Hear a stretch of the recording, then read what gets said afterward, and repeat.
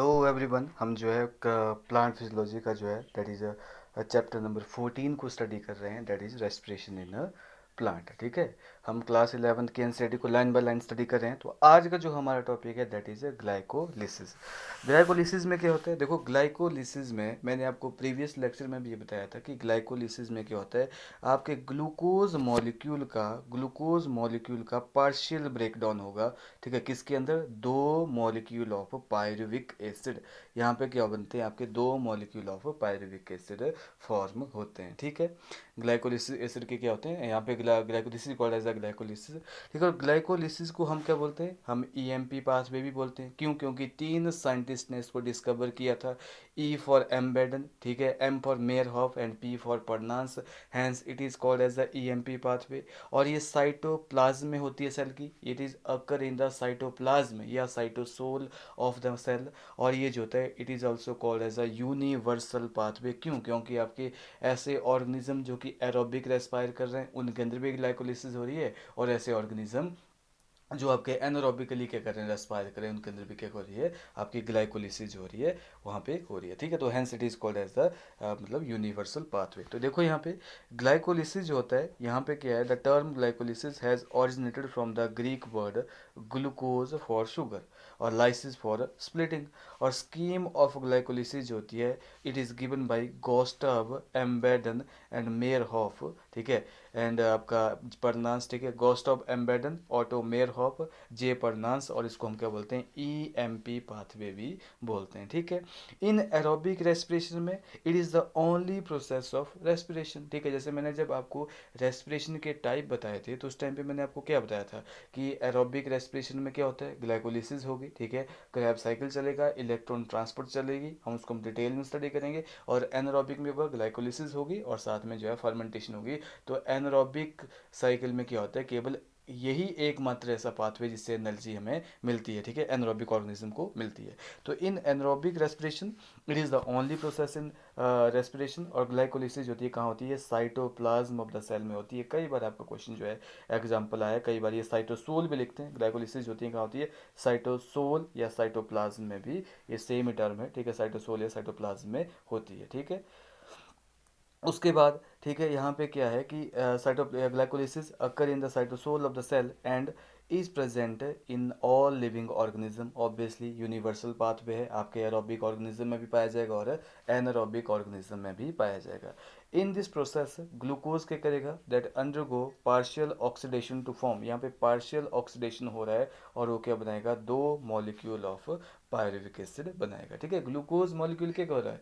वो break down हो रहा है। जब वो ब्रेक डाउन हो रहा है तो क्या कर रहा है? वो दो मॉलिक्यूल ऑफ पायरुविक एसिड जो होते हैं फॉर्म कर रहा है। ठीक है, और इन प्लांट दिस ग्लूकोज होता है that is drive from the sucrose. ये ग्लूकोज होते हैं, हमारी जो प्लांट है वहाँ जो होते हैं वो ग्लूकोज क्या करते हैं? वो स्टार्च की फॉर्म में क्या करते हैं? वो स्टोर करते हैं। ठीक है, और सुक्रोज की फॉर्म में भी होता है थोड़ा बहुत। ठीक है, और सुक्रोज को क्या किया जाता है? इनवर्टेज एंजाइम के प्रेजेंस में क्या किया जाएगा? ग्लूकोज और जो है मतलब फ्रक्टोज में जो ब्रेक डाउन किया जाएगा। किसमें? ग्लूकोज और फ्रक्टोज में ब्रेक डाउन किया जाएगा in presence of enzyme sucrase या इनवर्टेज एंजाइम जो होता है उसको हम बोलते हैं। जहाँ पे सुक्रोज का क्या किया गया? सबसे पहले ग्लूकोज और आपके फ्रक्टोज में जो है चेंज किया जाएगा। देखो, अब इस साइकिल को हम स्टडी करते हैं। देखो, हर एक स्टेप हम स्टडी करेंगे डिटेल में और बहुत ही इंपॉर्टेंट है। आपने ये याद रखना है कि कौन से स्टेप में एटीपी यूटिलाइज हो रहे हैं और कौन से स्टेप में जो है एटीपी जो है रिलीज हो रहा है, एनर्जी रिलीज हो रही है। तो ग्लाइकोलिसिस जो होती है वो क्या है? 10 स्टेप पाथवे है। देखो, फर्स्ट स्टेप में क्या होता है? ग्लूकोज होता है उसको फॉस्फोराइलेट किया जाता है। ग्लूकोज को फॉस्फोराइलेट किया जाता है, यानी कि फॉस्फेट जो होता है उसमें ऐड किया जाता है और ग्लूकोज जो किस में चेंज होएगा? आपके जो ग्लूकोज 6 फॉस्फेट में चेंज हो गया। इसमें क्या हुआ? एक एटीपी यूज हुआ। ठीक है, by the using of ATP use हो रहा है, यहाँ पे रिलीज नहीं होगा। तो ग्लूकोज होगा किस में चेंज हो रहा है? यहाँ पे ग्लूकोज 6 फॉस्फेट में चेंज हो रहा है। और यहाँ पे जो एंजाइम है that enzyme is called as the hexokinase enzyme. That is called as the hexokinase enzyme जो होगा वो क्या करेगा? उसकी प्रेजेंस में क्या हो रहा है? यहाँ पे ग्लूकोज जो है वो ग्लूकोज 6 फॉस्फेट में चेंज हो रहा है। This is the first step of glycolysis. ठीक है, तो यहाँ पे क्या हो रहा है? Glucose is phosphorylated to glucose 6 phosphate by ATP in the presence of enzyme that is hexokinase, या हम ग्लूकोकाइनेज बोलते हैं, जो लीवर के अंदर ग्लाइकोलिसिस चलती है तब, ठीक है। एंड मैग्नीशियम यहाँ पे जो है इनऑर्गेनिक मेटल की तरह काम करता है, जो कि एंजाइम को एक्टिवेट करता है। उसके बाद सेकंड है आपकी जो ग्लूकोज 6 है, ठीक है, ग्लूकोज 6 फॉस्फेट जो होगा उसको आइसोमराइज किया जाएगा, उसको जो है आइसोमराइज किया जाएगा, and that process is called as isomerization into fructose 6 phosphate. Isomers क्या होते हैं? ऐसे मॉलिक्यूल जिनका केमिकल फार्मूला तो सेम होता है लेकिन स्ट्रक्चरल फार्मूला जो है डिफरेंट होता है, उसी को हम आइसोमर बोलते हैं। तो ग्लूकोज 6 फॉस्फेट की क्या होगी? आइसोमराइजेशन होगी। इसको हमने किस में चेंज कर दिया? फ्रक्टोज 6 फॉस्फेट में जो है मतलब चेंज कर दिया। किसमें? फ्रक्टोज 6 फॉस्फेट में इसको हमने क्या किया? चेंज कर दिया। यहाँ पे कोई एटीपी का यूज नहीं होगा, लेकिन यहाँ पे जो एंजाइम होगा that enzyme is called as the isomerase enzyme, ठीक है। आप अपनी एनसीईआरटी में इसको एडिशन कर सकते हैं। यहाँ पे जो एंजाइम होगा that is called as the isomerase enzyme. उसके बाद फ्रक्टोज 6 फॉस्फेट की दोबारा क्या होगी? यहाँ पे फॉस्फोराइलेशन होगी। यहाँ पे दोबारा जो है एक एटीपी का यूज किया जाएगा और फ्रक्टोज 6 फॉस्फेट को फ्रक्टोज 1,6 जो है मतलब बिस फॉस्फेट में चेंज किया जाएगा। तो fructose 6 phosphate is further phosphorylated by means of ATP के प्रेजेंस में। एंजाइम कौन सा है? वही काइनेज एंजाइम ही होते हैं, और that enzyme is called as the PFK, ठीक है। और फॉस्फोफ्रक्टोकाइनेज इसको हम बोलते हैं, PFK एंजाइम होगा फॉस्फोफ्रक्टोकाइनेज, ठीक है। और this enzyme is also called as the pacemaker of the glycolysis, ठीक है। तो यहाँ पे क्या काइनेज एंजाइम का यूज़ किया गया है। मैग्नीशियम दोबारा इंपॉर्टेंट रोल प्ले करता है आपका यहाँ पे, और जो है फ्रक्टोज 6 फॉस्फेट को जो है उसको फ्रक्टोज 1,6 बिस फॉस्फेट में चेंज कर दिया गया, ठीक है। उसके बाद क्या होगा? आपको जो फ्रक्टोज 1,6 बिस फॉस्फेट को क्या किया जाएगा? इसको स्प्लिटिंग की जाएगी। स्प्लिटिंग की जाएगी किस एंजाइम की प्रेजेंस में? यहाँ पे जो एंजाइम होगा that enzyme is called as the aldolase. Fructose 20 phosphate को जो क्या किया जाएगा? यहाँ पे जो है मतलब आपका जो है एल्डोलेज एंजाइम की प्रेजेंस में क्या किया जाएगा? उसकी ब्रेक डाउन की जाएगी। ये भी 6 कार्बन वाला कंपाउंड था, और यहाँ पे 3 कार्बन वाले जो है 2 कंपाउंड जो है बन जाते हैं, दैट इज ट्राइयोज फॉस्फेट एंड आपका ट्राइयोज फॉस्फेट 2 टाइप के बनते हैं, glyceraldehyde 3 phosphate and dihydroxy acetone 3 phosphate जो होते हैं। यहाँ पे 3 कार्बन वाले जो हैं 2 कंपाउंड जो है मतलब यहाँ पे बन जाएंगे, ठीक है। तो आगे हम क्या करेंगे? अब 2 मॉलिक्यूल लेके चलेंगे, क्योंकि फ्रक्टोज 1,6 फॉस्फेट के से कितने बने? 2 मॉलिक्यूल यहाँ पे बने हैं। तो यहाँ तक हम ग्लाइकोलिसिस को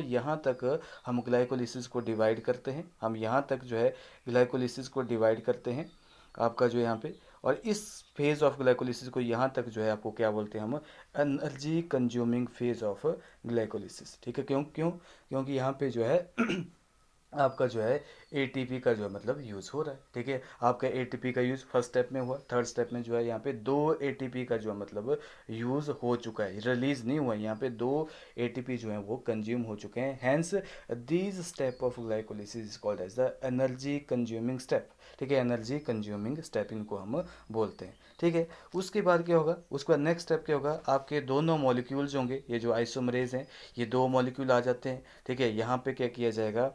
यहाँ पे जो आप देख सकते हैं यहाँ पे क्या होगा? आपका जो 5th स्टेप होगा यहाँ पे क्या किया जाएगा कि आपका जो डाई हाइड्रोक्सी एसीटोन फॉस्फेट है, ठीक है, उसके 2 मॉलिक्यूल ले लो, ठीक है। ये भी ले लो, ये भी ले लो, 2 ही हो गए, ठीक है। ये दोनों आइसोमर्स होते हैं, ये आइसोमरेज एंजाइम में चेंज होते रहते हैं, तो हमने 2 मॉलिक्यूल ले लिए, ठीक है। यहाँ पे डाई हाइड्रोक्सी एसीटोन फॉस्फेट को जो है उसको आइसोमरेज कर दिया किसके अंदर? ग्लिसरल्डिहाइड 3 फॉस्फेट में, इसके 2 मॉलिक्यूल बन गए। और यहाँ पे क्या होगा? आपके जो है मतलब यहाँ पे आइसोमरेज एंजाइम होगा, ठीक है। उसके बाद डाई हाइड्रोक्सी एसीटोन फॉस्फेट जो होगा उसको ग्लिसरल्डिहाइड फॉस्फेट में क्या कर दिया हमने? आइसोमराइज कर दिया। और यहाँ पे जो मान लो कि ये 2 मॉलिक्यूल बन चुके हैं, हम इसे ऐसे लिख सकते हैं। अब यहाँ पे क्या होगा? एंजाइम होता है एक, जहाँ पे क्या होता है NADH का जो है मतलब यहाँ पे निर्माण होगा, एक एनर्जी का जो है मतलब प्रोड्यूसिंग सब्सटेंस बनेगा, दैट इज NADH2, ठीक है। तो यहाँ पे क्या होगा? In the presence of glyceraldehyde, ठीक है, 3 फॉस्फेट डीहाइड्रोजिनेज एंजाइम में क्या होगा? इसके हाइड्रोजन जो होते हैं रिमूव किए जाएंगे, और वो हाइड्रोजन क्या करेंगे? हमारा NAD क्या करेगा? उन हाइड्रोजन को क्या करेगा? गेन करेगा, और किस में चेंज हो जाएगा? हमारे NADH2 में चेंज हो जाएगा। तो in the presence of enzyme dehydrogenase, in the presence of enzyme dehydrogenase होगा आपका जो है ग्लिसरल्डिहाइड 3 फॉस्फेट जो होता है उसको जो है मतलब यहाँ पे किस में चेंज किया जाएगा, 1,3-बाईफॉस्फोग्लिसरिक एसिड, ठीक है, उसको जो है यहाँ पे इनऑर्गेनिक फॉस्फेट भी डाला जाता है, इनऑर्गेनिक फॉस्फेट भी डाला जाता है, और यहाँ पे जो होता है एक एनर्जी रिलीजिंग सब्सटेंस रिलीज होता है, दैट इज NADH2, ठीक है। ये दो होंगे क्योंकि यहाँ पे दो मॉलिक्यूल हम ले रहे हैं अब, ठीक है, तो यहाँ पे दो NADH2 इस स्टेप में बनेंगे, और साथ में ये जो सबस्ट्रेट है ये किस में चेंज हो जाएगा, आपके जो है दो मॉलिक्यूल बनेंगे आपके किसके, 1,3-बाईफॉस्फो, क्योंकि एक फॉस्फेट ग्रुप भी ऐड होगा इसमें, 1,3-बाईफॉस्फोग्लिसरिक एसिड, ठीक है, 1,3-बाईफॉस्फोग्लिसरिक एसिड के दो मॉलिक्यूल आप यहाँ पे देख सकते हैं कि बन रहे हैं, ठीक है। उसके बाद क्या होगा, 1,3-बाईफॉस्फोग्लिसरिक एसिड के बाद क्या होगा, यहाँ पे जो है मतलब एक फॉस्फेट को रिमूव किया जाएगा, यानी कि यहाँ पे एनर्जी रिलीजिंग स्टेप दोबारा है, यहाँ पे दोबारा एक ATP नया बनेगा, और यहाँ पे क्या होगा, this molecule is change into जो है 3-फॉस्फोग्लिसरिक एसिड, ठीक है, इसको किस में चेंज किया जाएगा, 3-फॉस्फोग्लिसरिक एसिड में जो है मतलब उसको चेंज किया जाए, और यहाँ पे क्या होगा, एक ATP आपका फॉर्म हो जाएगा, ठीक है, और यहाँ पे एंजाइम जो होगा उसका नाम होगा काइनेज एंजाइम, ठीक है।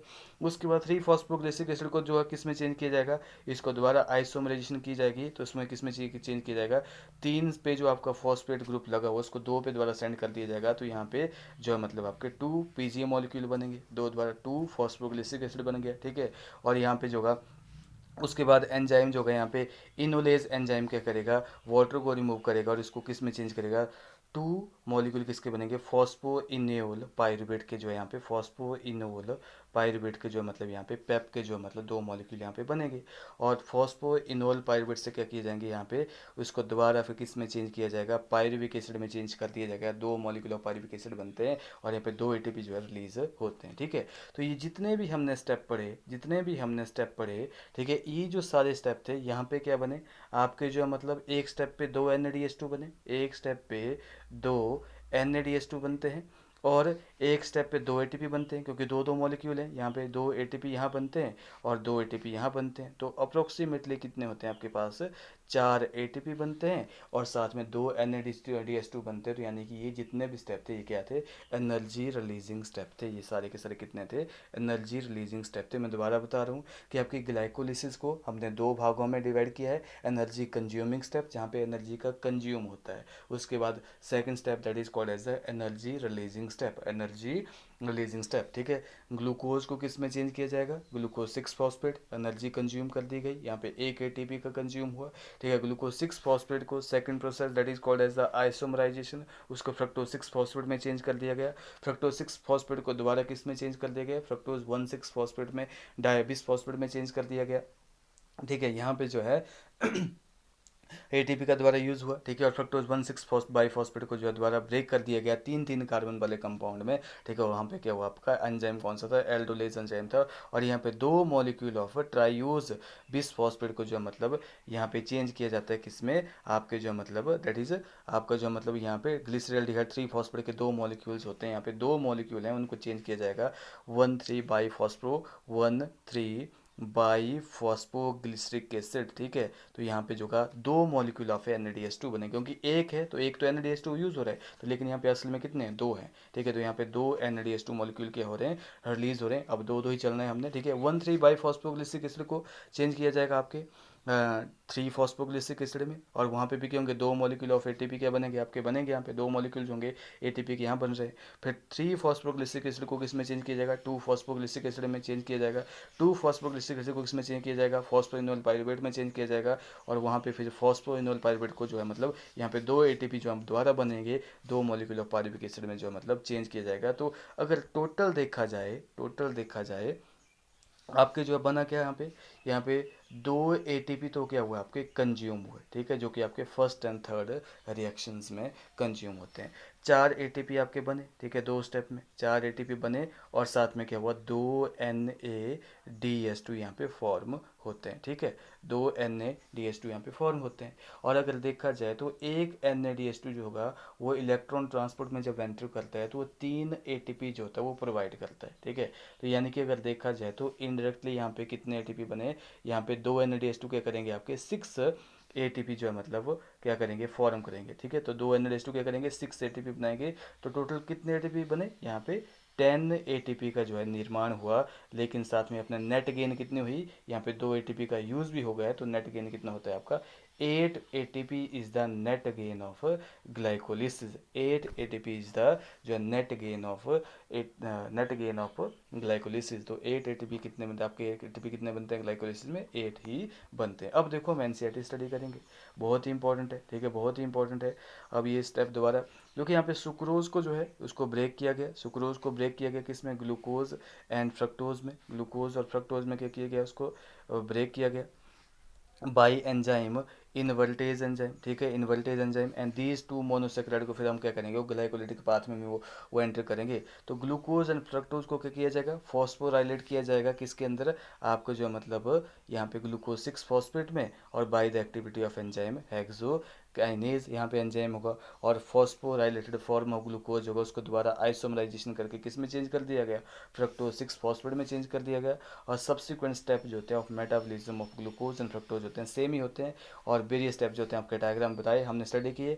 और इन द ग्लाइकोलिसिस यहाँ पे क्या होते हैं, 10 रिएक्शंस होते हैं, और डिफरेंट डिफरेंट एंजाइम्स होते हैं, हर एक स्टेप को क्या कर रहा है, कंट्रोल कर रहा है, जो क्या करेंगे फिर बाद में पायरुविक एसिड बनाएंगे। एक ग्लूकोज मॉलिक्यूल से 2 मॉलिक्यूल हमारे पायरुविक एसिड के बनेंगे।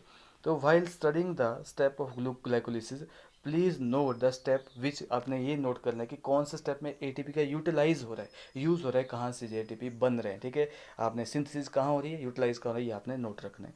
तो एटीपी जो होते हैं वो यूटिलाइज होते हैं 2 स्टेप में। फर्स्ट जब आपका ग्लूकोज जो है ग्लूकोज 6 फॉस्फेट में चेंज होता है, एंड सेकंड जब आपका फ्रक्टोज 6 फॉस्फेट जो होता है, फ्रक्टोज 6 बिस फॉस्फेट में चेंज होता है, वहाँ पे एटीपी क्या हो रहे हैं आपके, यूटिलाइज हो रहे हैं। देख सकते हो आप यहाँ पे जो है मतलब ये एक स्टेप ये और एक स्टेप ये जो है, फर्स्ट एंड थर्ड स्टेप जो होता है आपका, यहाँ पे क्या रहा है, एटीपी जो होता है वो यूटिलाइज हो रहे हैं, यूटिलाइज हो रहे हैं, ठीक है।